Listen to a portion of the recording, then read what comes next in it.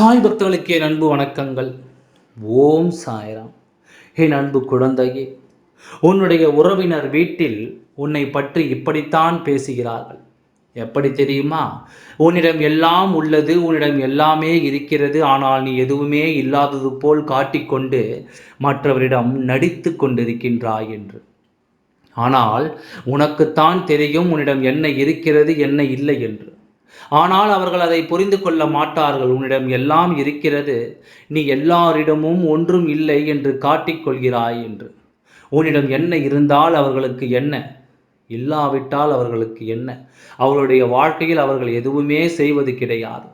மற்றவர்களைத்தான் கவனித்துக் கொண்டிருக்கின்றார்களே தவிர அவர்களுடைய வாழ்க்கையில் எல்லாம் கோட்டை விட்டு கொண்டு தான் இருக்கிறார்கள். இதெல்லாம் அவர்களுக்கு தெரியாது.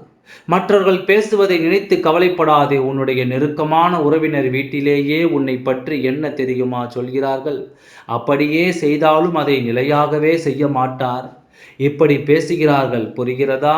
ஆனால் ஒன்றே ஒன்று சொல்கிறேன், இவன் பேசுகிறான் அவன் பேசுகிறான் என்பதற்காக எந்த இடத்திலும் உன்னுடைய மரியாதையை விட்டுவிடாதே. யார் உன்னை என்ன செய்ய முடியும்? யாருடைய வாழ்க்கையையும் நீ வாழவில்லை. உன்னுடைய வாழ்க்கையை தான் நீ வாழ்கிறாய்.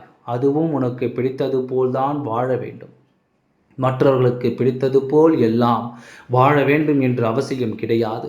புரிந்து கொள். அடுத்தவன் பேசுவான், நீ உனக்கு இருக்கும் கஷ்டத்திற்கு நீ வேறு ஏதாவது வேலை செய்யலாமே என்று. ஆனால் உனக்கு என்ன இஷ்டமோ அதை செய்தால்தானே உனக்கு சந்தோஷம் கிடைக்கும்.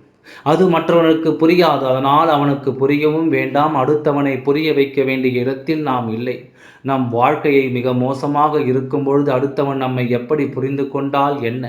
விடு, மற்றவனை பற்றி எல்லாம் யோசிக்காதே. இப்பொழுது ஏன் நான் மற்றவன் உன்னை பற்றி பேசுகிறான் என்பதை சொல்கிறேன் என்றால், யார் எப்படி என்பதை நீ தெளிவாக புரிந்து கொள்ள வேண்டும். எல்லோரிடத்திலும் அன்பாகவும் எல்லோரிடத்திலும் பாசமாகவும் அவர்கள் என்ன சொன்னார்கள்? ஒரு முறை நல்லதாக பேசிவிட்டு இவர்கள் நல்லவர்கள்தான் என்று அப்படியே நீயே என்ன செய்கிறாய் தெரியுமா? மயங்கி விடுகிறாய். ஏனென்றால் எல்லோரும் நடிக்கத்தான் செய்கிறார்கள். எப்பொழுதுமே நடித்து கொண்டு தான் இருப்பார்கள்.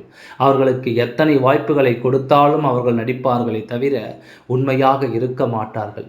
புரிகிறதா?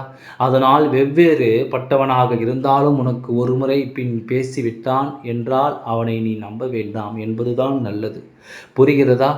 என் குழந்தையே, வாழ்க்கையில் ஒவ்வொரு நாளும் உனக்காக நான் ஒவ்வொன்றாக சொல்லிக் கொடுக்கின்றேன். இவன் இப்படித்தான் உன் வாழ்க்கையில், இவன் இந்த மாதிரிதான் வேலையெல்லாம் செய்கிறான் என்று. ஆனால் அவன் ஒரு முறை நன்றாக பேசிவிட்டால் நீ என்ன தெரியுமா சொல்கிறாய்? என்னமோ சொன்னான், ஆனால் நன்றாகத்தானே பேசுகிறார்கள் என்று.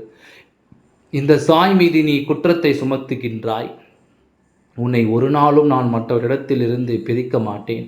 யார் எப்படி என்பதை உனக்கு புரியத்தான் வைப்பேனே தவிர எனக்கு பிடித்த பழக்கம் கிடையாது. யார் எப்படி வேண்டுமானாலும் பேசட்டும், நடந்து கொள்ளட்டும். நீயாக இருந்து கொள், யாரையும் நம்பாதே. ஓம் சாய்ராம். நன்றி, வணக்கம்.